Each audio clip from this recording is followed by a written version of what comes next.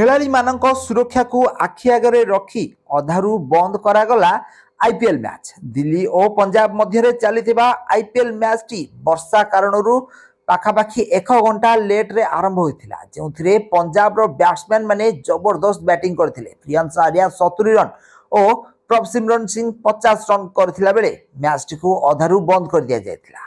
10 over रे 122 run कर देइथिला Punjab Kings. हेले सिक्योरिटी कारण यही मैच टी को अधारू ही बंद कर दिया जायतिला। मैच टी धर्मशाला रे खेला जाउथिला।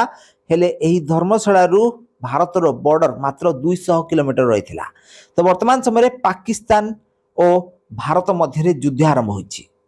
एही युद्ध रे पाकिस्तान तरफ बहुत सारा मिसाइल गुड़िक और बम और आकाश मार्ग रे बहुत सारा आक्रमण गुड़िक होइथिबार नजर आसुछि।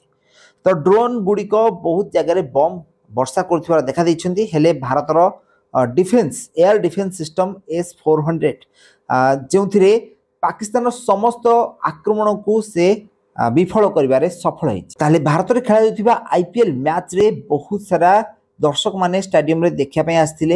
एही कारणरू बा सिक्योरिटी कारणरू बा सुरक्षा कारणरू मैच को अधारू ही बंद कर दिया जायतिला। गत वीडियो रे मु आपनको कहिथिली कि भारत पाकिस्तान मध्य युद्ध हेबा कारणरू भारत रे खेला जाउथिबा आईपीएल उपरे यार प्रभाव निश्चित भाबरे पड़िबो। तो जहाँकि गत दिन मानक देखा देछि कि भारत में खेला जाउथिबा आईपीएल जहाँकि पंजाब और दिल्ली मध्य खेला जाउथिला एही मैच को अधारू ही बंद कर दिया जायतिला। सिक्योरिटी दृष्टि भारतीय खेलाड़ी और विदेश खेलाड़ी मानक सुरक्षा कारणरू एही मैच को अधारू ही बंद कर दिया जायतिला। ताले आगामी दिन मानक एही खेल बा आईपीएल को चालू रहिबो कि नाही ताहा समय ही कहबो। हेले फ्रेंड्स आपन मानक कोन लागुछि कमेंट कर।